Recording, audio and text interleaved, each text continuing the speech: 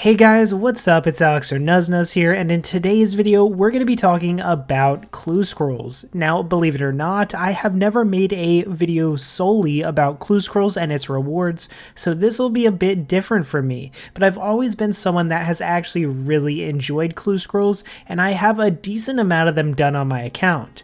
Actually, I might have lied. I did make a video about clue scrolls, but at the time I had around 10 subscribers, and you can't actually find the video on my channel anymore because I privated it, because it's a little bit cringe, but I guess I'll show you and expose myself. Top hat. Not sure if I've had that. I think I have though, but that's decent to see.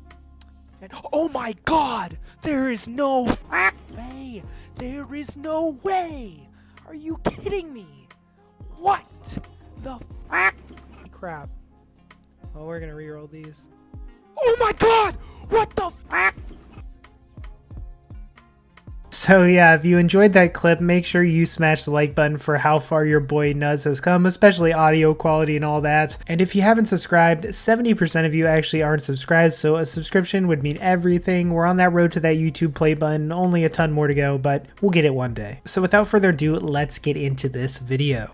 So you saw the title. Something I've noticed recently is the prices of clue items, specifically dies and the rare clue items. They've gone up dramatically, make me wonder how much clue scrolling can actually make you compared to PVM in terms of money. I mean, most people have the misconception that PVM is the only way to make bundles of cash and become super rich in the game, and everything else is just going to be less money. But actually, I'm not sure if that's really true anymore. I mean, clues have always been good money, but I think now some of the rare rewards make them absolutely ridiculous.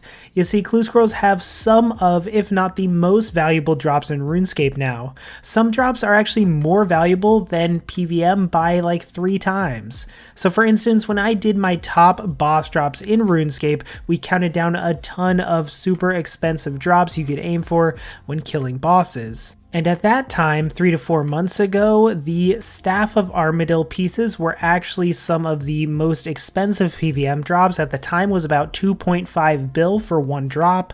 But when it comes to clue scrolls, dies have gone up so much in price that some of the clue rares actually make the biggest boss drops in RuneScape look insanely small. So for instance, the ice die is now more than that at almost 3 billion GP. And above that, we have the third age die, which is going for 9 billion GP right now.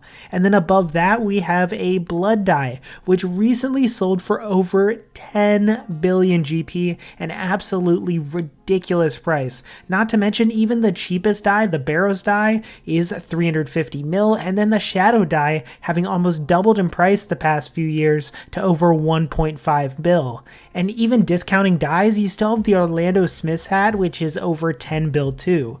This isn't even getting into the potential third age or second age items that can go for a ton of money as well. Now, I actually have some screenshots that I took of the die prices when I took a picture back in 2021, so we're gonna look at those. Now, keep in mind, this was 3 months ago, just 3 short months ago, so look at this comparison.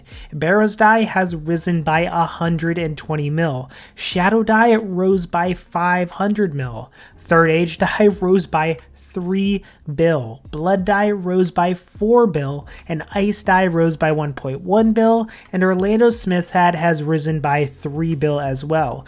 That's just mind-boggling. It's not like it's been 2-3 years. It has been 3 months since I took a screenshot of those prices. So why are these clue items going so high in price, and what can you do to take advantage of that? So what are the reasons that these items are going up so much in price? Well, one of the reasons might be because over the past year or so, a lot of new tier 95 items have been released, which means new best in slot weapons. So dyes are actually solely used to dye weapons a different color, basically as a cosmetic. They don't really serve too much of a practical purpose other than dyeing offhands for switches, but are mostly just for fashionscape, which that makes sense since they've increased at least a little bit, since all the top tier PVMers or players want to make their new tier 95 weapons look nice. It just makes sense, but these have gone up in price so much. So I feel like there's other things at play. For example, trail, everything is just going up dramatically now because, as we've talked about before,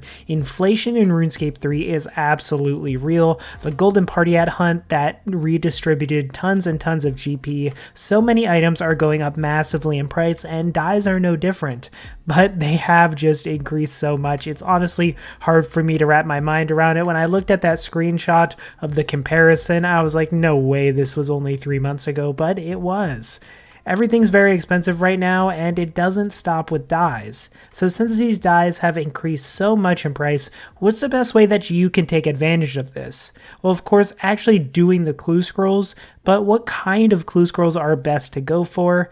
Well, I'm going to give you my opinion. So here's how I look at it. Hard clues, you can receive shadow dyes, barrows dyes, and third age items. Now, the highest price item you can realistically get from hard clues is the shadow dye, which is 1.5 bill. I've gotten several shadow dyes, and it's a great feeling, and these clues are also a lot faster to do than other clues, and they can be farmed super fast from hellhounds. Now, I personally love doing hard clues, and I have a decent amount of them done, and I've always had the best luck off of them personally.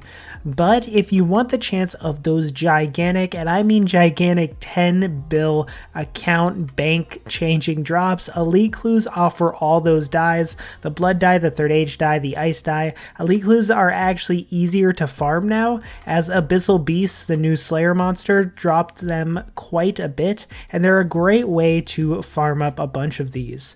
And honestly, for elite clues, I don't enjoy doing them that much. I feel they might need updated. I just don't enjoy them as much as hards, but it's hard to say no to them with the rewards being so high. We also have master clues, which are a type of clue that's more passive, so you're not really going to target farm these. You receive these very rarely from drops, but mostly you're going to be getting these from completing other clues, so you'll kind of get these passively as you complete other things. Now, something else you can actually do to get clue scrolls is to use the Scripture of Bic. So with the Scripture of Bic, you can actually pay to buy pages, and then as you skill and do AFK things, you'll basically go and get clue scrolls. So Micro actually made a great video on this that I'll link in the description, but you get around 14 clues per hour, and most of those are going to be hard or elite clues with a very rare chance at master clues, but you're really not going to get too much. But this is another way, if you don't mind kind of paying for clue scrolls, like 4 mil GP per hour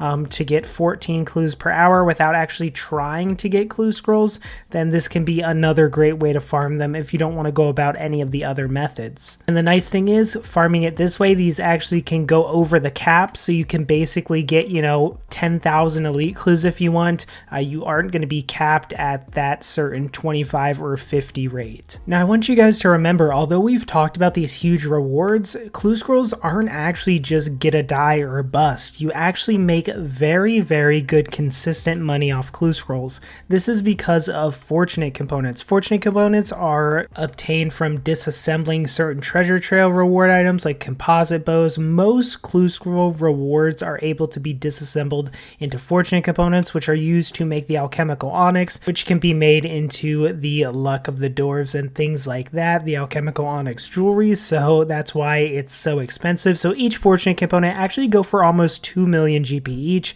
and you can imagine when you're opening a ton of clues, you actually get these very commonly. So if you open like 100 clue scrolls, you may not get a die at all. Even if you open 1,000 clue scrolls, you might not get a die, but you're still going to make so much money from all these fortune components and other loot. So by no means is clues just a super luck based thing. You can still make very good and very consistent money even if you're unlucky. And something I really like about clues is it's kind of similar to PVM in a way that it has collection logs. So like you would go for a boss collection log or a boss pet, you can aim for the clue pet, you can aim for getting the different clue titles from trying to complete the collection logs as best you can. There's actually a clue reward shop where you can complete clues, get points, and unlock the clue outfit, which can help you, complete clues more efficiently. So there's a ton of stuff to do and dive into clues. So if you're somebody who's never dabbled in clues that much, trying them out could spark something and make you really enjoy it and kind of get a passion, for something else in RuneScape. If you've been kind of bored doing PVM over and over, trust Trust me, when the clue update came out, I was doing so many clues. I was absolutely addicted. Clues can get super addictive. There's people on YouTube here that have opened thousands and thousands and thousands of clue scrolls. Trust me, it can get addicting, and it is very lucrative. Some of the most rich people in RuneScape actually aren't PVMers, they're actually clue scrollers.